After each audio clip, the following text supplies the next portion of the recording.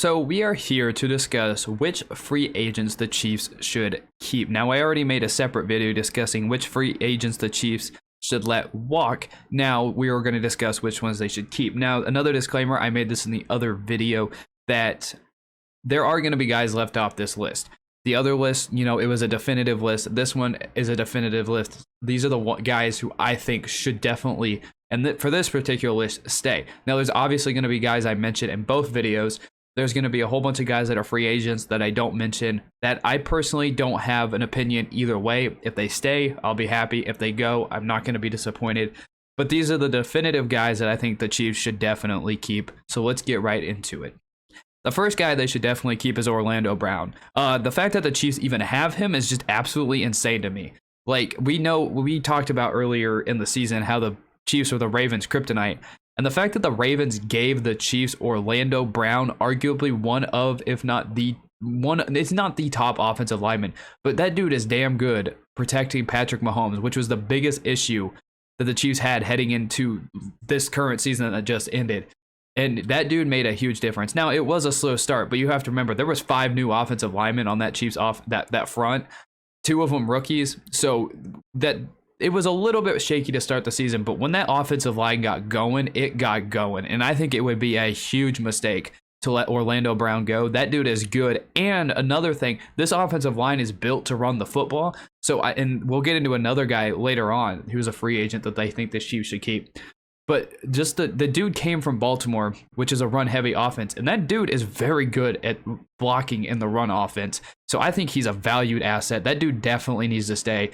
He's probably going to be the one that gets the franchise tag.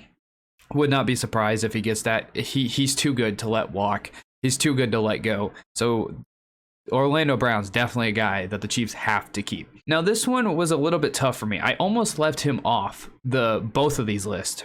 Because for me, for a minute, it was, it could go either way. But the next guy is Melvin Ingram.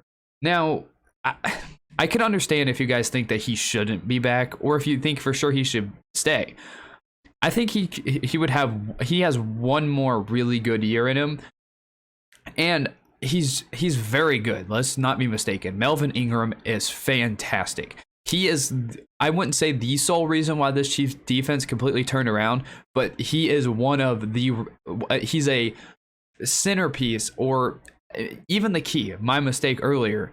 He might be the key reason why this Chiefs defense completely turned around. Yes, they got completely healthy, but ever since they moved Chris Jones back inside, I think Melvin Ingram just made a huge impact on this Chiefs defense.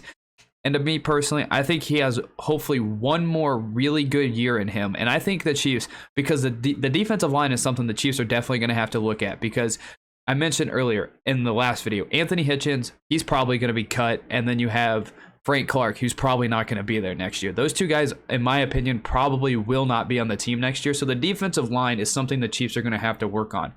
But I think they can save the defensive line for at least one more year if they can figure out to keep Melvin Ingram, because you obviously have Chris Jones there, who's still very, very good. So I think to save themselves this offseason for the defensive line, and I know it sounds like a terrible take, but I think if they keep Melvin Ingram, it'll at least save them for another year defensive line wise. And then they'll be able to look at, next year's free agency, next year's draft. And they may even find somebody in this year's draft. And, obviously they'll be a rookie. They won't have to pay them. And Brett Veach, he's so good at finding talent that, maybe we find that guy, late in this, 5th, 6th round. Or, we find a guy that's not drafted. So I think Melvin Ingram, just because of the situation the defensive line is in, but also because he's very good, very valued, I think Melvin Ingram should be a guy that the Chiefs keep. The next guy that the Chiefs should keep, which, man, it would be really sad if he does go, that's Tyron Matthew. Now, if it comes to money and it's between Orlando Brown and Tyron Matthew, I'd personally keep Orlando Brown. He's younger, and he brings, I think, a little bit more value, because if you don't have a good offensive line, you don't have a good football team. Let's be real. But I think Tyron Matthew, yes, he's getting old. Yes, I believe in the, move off a year too early than a year too late. I believe in a lot of those things. But I really do believe that Tyron Matthew, again, has a lot of football left in him.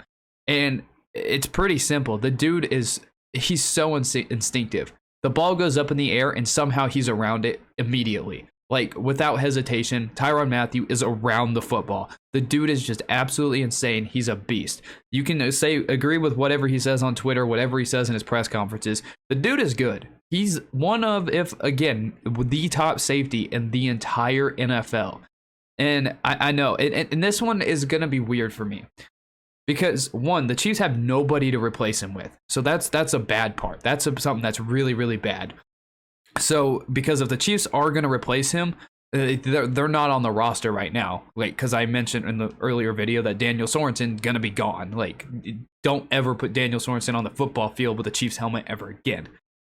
But I think Tyron Matthew, he's so smart, so instinctive. The dude is just around the football.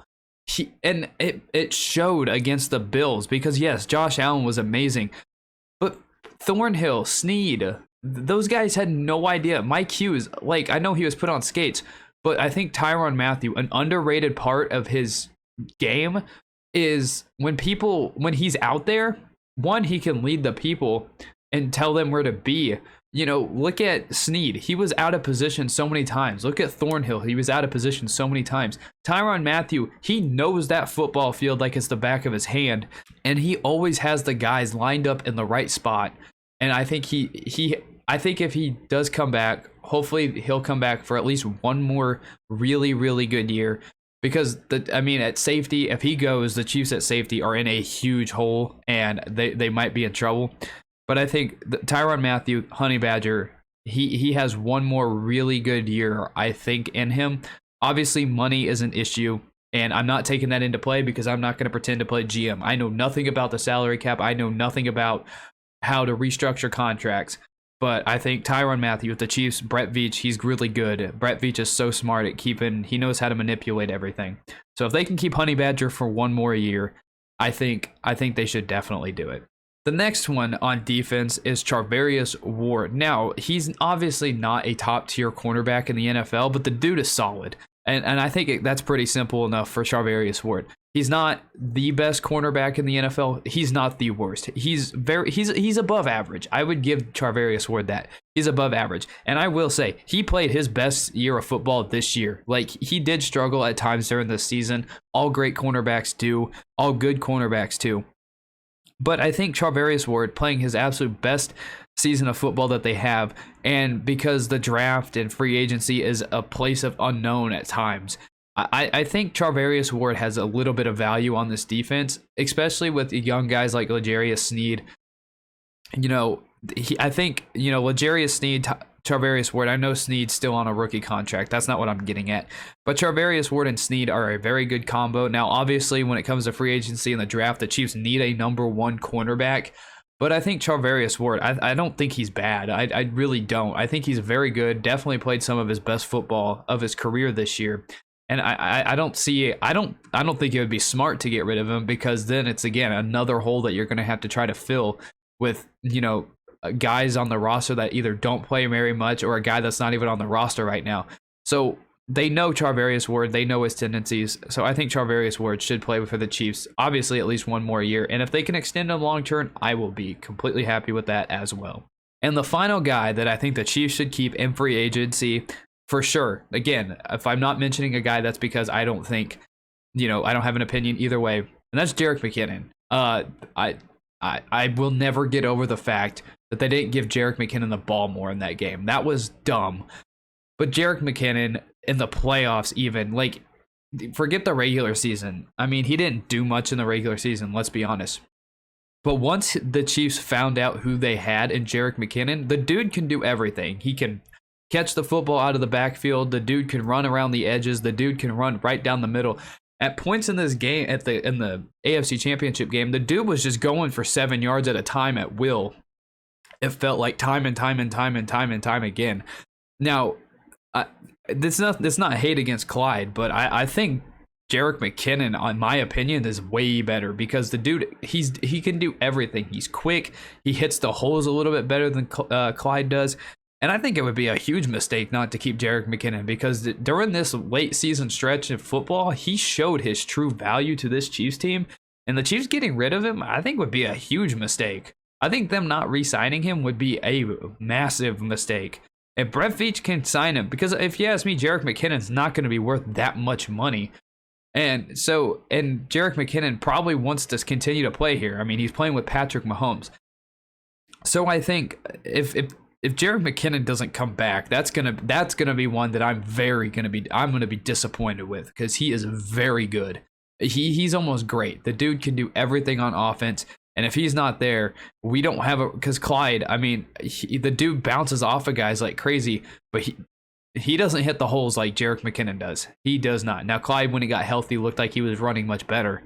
But Jerick McKinnon, he's on a different level. And if they don't bring him back, I think it's a mistake. But those are the guys that I think the Chiefs should keep in free agency, just like the other video. Give me guys that you think the Chiefs should for sure keep, that I didn't mention, because obviously these are just the guys in my mind the Chiefs should for sure keep. And yeah, give me your opinion on this list that I have here, and I'll see you in the next one.